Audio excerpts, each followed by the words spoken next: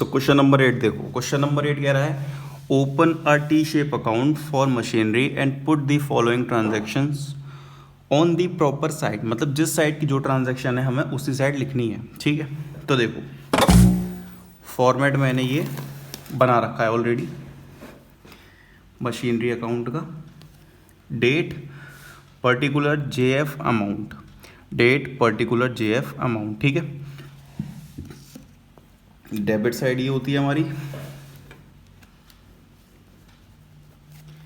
ये होती है हमारी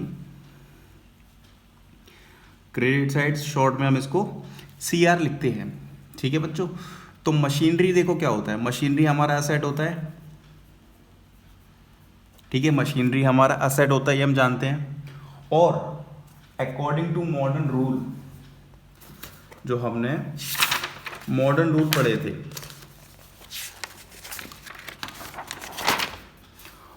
मॉडर्न रूल मतलब ये पढ़ा था हमने CLEAR।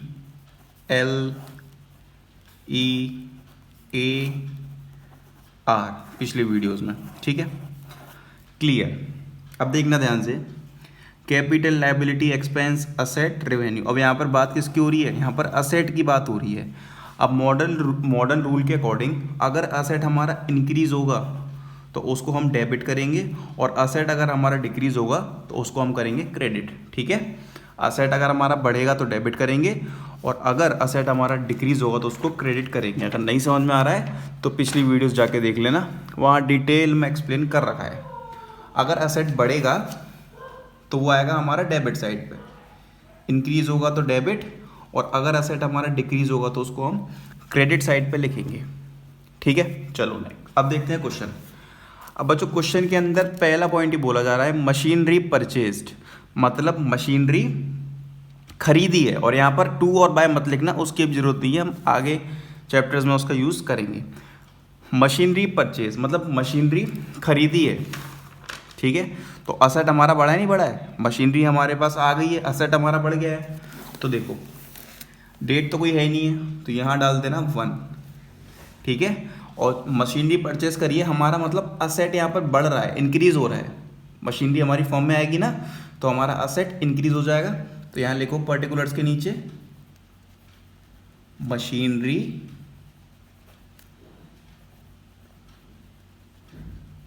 परचेस्ड। ठीक है, ये मशीनरी परचेस करी हमने, और बच्चों मशीनरी थी अपनी 40,000 रुपए की। ठीक है, जो मशीनरी हमने परचेस करी है वो मशीनरी हमारी कितने की थी, वो मशीनरी थी हमारी 40,000 रुपए की। ठीक है, यहाँ तक कोई दिक्कत होगी नहीं आपको। अब देखते हैं नेक्स्ट। अब बच्चों नेक्स्ट हमसे बोला जा रहा है मशीनरी सोल्ड, मतलब मशीनरी हमने बेच दी। ठीक है, हमने मशीनरी बेच दी, और हम अकाउंट किसके लिए बना रहे हैं, हम अकाउंट मशीनरी के लिए बना रहे हैं। तो मशीनरी हमारी फर्म से निकल गई।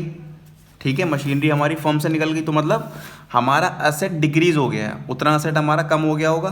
तो डेट के नीचे डालो 2, क्योंकि डेट तो कुछ है ही नहीं है, और जेएफ का यहाँ पे बच्चों को यूज़ नहीं है, बस इसको फॉर्मेट में हमें लिख के चलना है। ठीक है, तो हमने मशीनरी बेची है, तो लिख दो इसके नीचे मशीनरी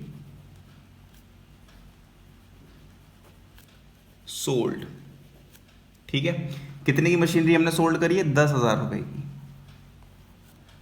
अब देखो नेक्स्ट, मशीनरी परचेज्ड, मशीनरी हमने परचेज करी है कितने की, 8,000 की। तो मतलब मशीनरी हमारे पास क्या है, बड़ी होगी नहीं बड़ी होगी, तो वो आएगी हमारी इस साइड पे, डेबिट साइड पे। तो लिख दो 3rd। फिर अब दोबारा हमने मशीनरी परचेज करी है,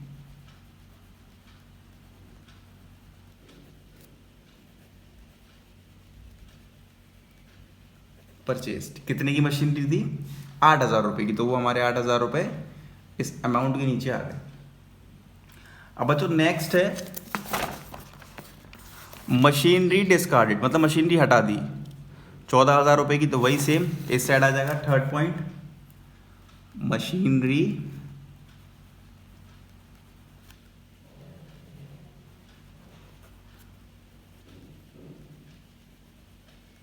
डिस्कार्डेड कितने की, 14,000 रुपए की। ठीक है, नेक्स्ट है depreciation on machinery. Depreciation on machinery, और डेप्रिसिएशन ऑन मशीनरी का क्या मतलब है, हमारी मशीनरी की वैल्यू कम हुई है तो वो भी हमारा इस साइड आ जाएगा। फिफ्थ पॉइंट, डेप्रिसिएशन ऑन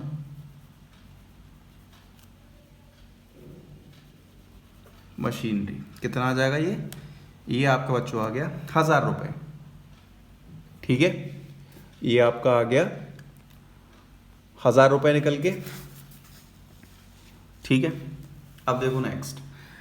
अब बच्चों बात आती है इसकी कास्टिंग करने की। कास्टिंग का मतलब क्या बताया था, जो टोटलिंग कर लो दोनों साइड की, जो ज़्यादा टोटल हो ना उसको दोनों साइड लिख लो। तो देखो ये तो बहुत कम है, ये हमारा ज़्यादा है। ठीक है, ये कितना है 48 है, तो यहाँ लिख लिया 48,000, और नीचे डबल अंडरलाइन लगाना मत भूल जाना, और इसके नीचे भी 48,000 आएगा और नीचे डबल अंडरलाइन ये आ गई। ठीक है, चलो अब देखो इसका टोटल करो, तो ये बच्चों तीनों को मिला के ये 25,000 रुपये है। 25,000 है, लेकिन हमें यहाँ पे 48 लेके आना है, तो हम यहाँ पर क्या करेंगे 23,000 लिख देंगे। और किस नाम से लिखेंगे, by balance C D, by हटा सकते हो अभी फिलहाल इन क्वेश्चन में। ठीक है, बाय बैलेंस सी डी 23,000 रुपये। और बच्चों ये जो 23,000 रुपये है ना, इसको हम बोलते हैं डेबिट बैलेंस। इसको हम क्या बोलते हैं, इसको हम बोलते हैं डेबिट बैलेंस। ठीक है, क्या बोलेंगे इसको हम, डेबिट बैलेंस। चलो अब बच्चों अगला क्वेश्चन देखते हैं। फॉर्मेट्स मैंने बना के रख रखे हैं ऑलरेडी। अब देखो कैश की बात आती है। ठीक है, कैश की बात आती है, तो कैश भी हमारा एक असेट होता है, हम जानते हैं। ये साइड अपनी डेबिट होती है, ये साइड अपनी क्रेडिट होती है। ठीक है, ये साइड अपनी डेबिट होती है और ये साइड अपनी क्रेडिट होती है। और कैश भी हमारा क्या है, कैश भी हमारा एक असेट है। ठीक है, कैश भी हमारा क्या है, एक असेट है। चलो, और अगर असेट बढ़ेगा तो वो आएगा डेबिट साइड पे, और अगर असेट हमारा गिरेगा तो वो आएगा हमारा क्रेडिट साइड पे। ठीक है, अब देखो नेक्स्ट। अब जो फर्स्ट पॉइंट इसमें क्या बोला गया है, फर्स्ट पॉइंट इसमें बोला गया है Mohan started business with cash. 40,000 रुपये से मोहन ने अपना बिजनेस स्टार्ट करा है, तो मोहन कैश लेके आया होगा। ठीक है, तो कैश बढ़ रहा है ना अपना, तो डेट है नहीं है, डेट की जगह डालो 1, यहाँ लिखो बिजनेस स्टार्टेड। ठीक है, और बिजनेस कितने से स्टार्ट किया है, 40,000 रुपये से।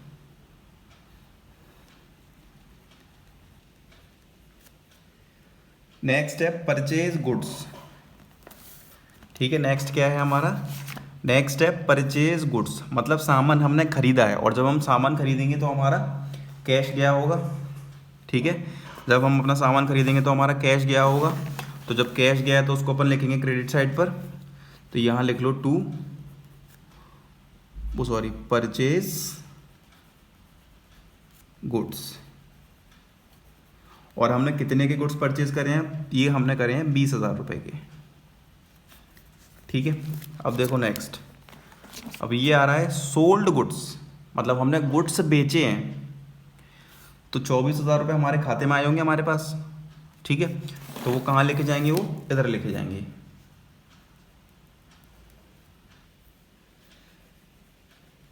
सोल्ड गुड्स 24,000 रुपये। ठीक है, नेक्स्ट।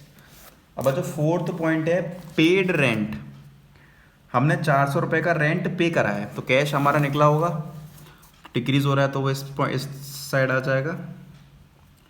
पेड रेंट कितना है, ये 400 रुपये। अब नेक्स्ट है पेड सैलरी। अब सैलरी पे करी है, वही सेम इधर आ जाएगा, पेड सैलरी कितने की, 600 रुपये की। ठीक है, कितने की पेड सैलरी है, 600 रुपये की है। अब बच्चों अगला पॉइंट हमसे क्या बोला जा रहा है इसमें, ड्रू फॉर पर्सनल यूज। ठीक है, ड्रू फॉर पर्सनल यूज का मतलब अपने हमने पर्सनल खर्चे के लिए दाढ़ी वाड़ी बनवाने के लिए पैसे निकाल लिए 1000 रुपये। तो जब पैसा कम हुआ है तो इस साइड आ जाएगा हमारा, और कैसे आएगा, विथड्रॉ। कितना करा है, 1000 रुपये करा है, तो 1000 यहाँ लिख दो। ठीक है, अब बात आती है टोटलिंग की। तो सबसे ज़्यादा टोटल किस साइड का दिख रहा है आपको, ये तो है ही नहीं, चुनना है ये तो इसका। तो जो अपन टोटलिंग करके नीचे अमाउंट लिखते हैं ना, ऐसी होती है कास्टिंग हमारी। ठीक है, ये क्या होती है हमारी, कास्टिंग बोलते हैं इसे। 64,000, और ये भी यहाँ भी 64,000। अब इसका टोटल करो, 20,000 और ये 22,000, 23,000। ठीक है, 23,000 ये आ गया, और 23,000 में से 64,000 को माइनस कर दो, तो ये बच्चा बाटी ये 42,000 आपका आ गया। ठीक है, 42 क्या को आ गया, 41, और यहाँ ना 6 और 10,000, 2,000, ये 22,000 होगा, सॉरी।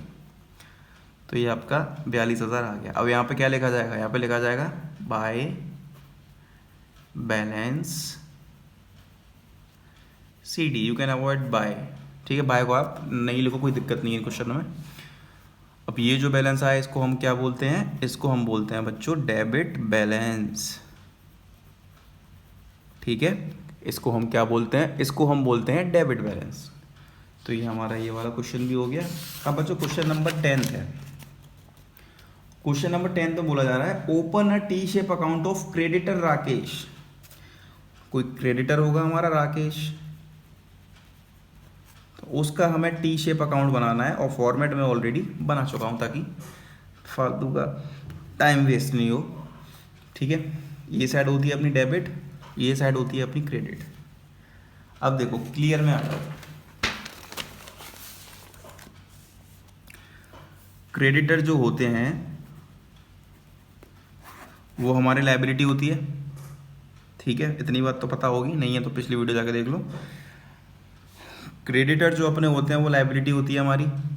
ठीक है, और लायबिलिटी के अंदर हमने क्या पढ़ा है कि अगर लायबिलिटी इंक्रीज होगी और लायबिलिटी डिक्रीज होगी तो क्या करेंगे, अगर लायबिलिटी इंक्रीज होगी तो उसको हम करेंगे क्रेडिट, और लायबिलिटी डिक्रीज होगी तो उसको हम करेंगे डेबिट। ठीक है, तो ये रूल हमारा लायबिलिटी का होता है। अब नेक्स्ट देखते हैं हम फर्स्ट पॉइंट बच्चों हमसे क्या बोला जा रहा है। फर्स्ट पॉइंट हमसे ये बोला जा रहा है goods purchase from Rakesh on credit. मतलब हमने राकेश जो है बंदा जिसका हम अकाउंट बना रहे हैं उससे हमने उधारी पे गुड्स परचेज किए होंगे। ठीक है, उससे हमने उधारी पे गुड्स परचेज किए होंगे। बढ़ेगा तो मामला इधर आएगा इसका, और घटेगा तो इधर। ठीक है, हम प्रिपेयर कर रहे हैं राकेश का खाता। Goods purchase from Rakesh on, हमने राकेश से उधारी पे पैसे लिए हैं, तो बच्चों बढ़ रहा है हमारा, लायबिलिटी बढ़ रही है, तो किस साइड आएगा, वो क्रेडिट साइड आएगी। फर्स्ट लिखो गुड्स परचेज्ड 50,000 रुपये। ठीक है, अब नेक्स्ट है goods return to Rakesh for. अब हमने राकेश को गुड उसके रिटर्न कर दिए। ठीक है, हमने जो राकेश था, सॉरी राकेश को हमने गुड रिटर्न कर दिए। ठीक है, तो जब हमने राकेश को गुड रिटर्न करे हैं तो लायबिलिटी क्या हुई है, कम हुई है, नहीं हुई है। अब हमको उसको कम पैसे देने हैं, कितने, 5,000 रुपये, तो ये आ जाएगा डेबिट साइड पे। देखो कम हो रही है ना लायबिलिटी, जिम्मेदारी, तो यहाँ डाल दो सेकंड, और क्या लिखेंगे हम, परचेज रिटर्न, क्योंकि हमने कोई चीज़ लेके उसको वापस करी है। तो कितने के थे ये गुड्स, 5,000 रुपये के, तो ये लिख दिया। ठीक है, नेक्स्ट है पेड टू राकेश 20,000 रुपये। हमने राकेश को 20,000 रुपये पे कर दिए, तो हमारी और लायबिलिटी कम हुई है कि नहीं हुई है, तो वो भी इधर आ जाएगा। Third paid to Rakesh. कितने? राकेश को हमने कितने पे किए हैं? 20,000 रुपये। तो यहाँ लिख दो 20,000। ठीक है, नेक्स्ट है purchase goods from Rakesh on credit. हमने राकेश से गुड्स परचेज करे हैं उधारी पर। ठीक है, हमने राकेश से गुड्स परचेज करे हैं तो हमारी जिम्मेदारी बढ़ रही है, तो नीचे लिखा जाएगा वो मामला जो भी है, गुड्स परचेस्ड कितने के? 10,000 रुपये के। ठीक है, अब इसकी टोटलिंग करो, जो साइड ज़्यादा हो उसकी। तो देखो ये तो 25 ही है और ये 60,000 है, तो डबल अंडरलाइन कर दी, ये डबल अंडर। तो ये बच्चों कास्टिंग हो गई। अब इसकी बैलेंसिंग हम करेंगे। तो देखो 60,000 में से 25,000 को माइनस करो तो ये कितना आ जाएगा? 35,000। और 35,000 को हम कैसे दिखाएंगे? To balance CD। और जो बैलेंस डेबिट साइड पे बचता है ना, उसको हम बोलते हैं क्रेडिट बैलेंस।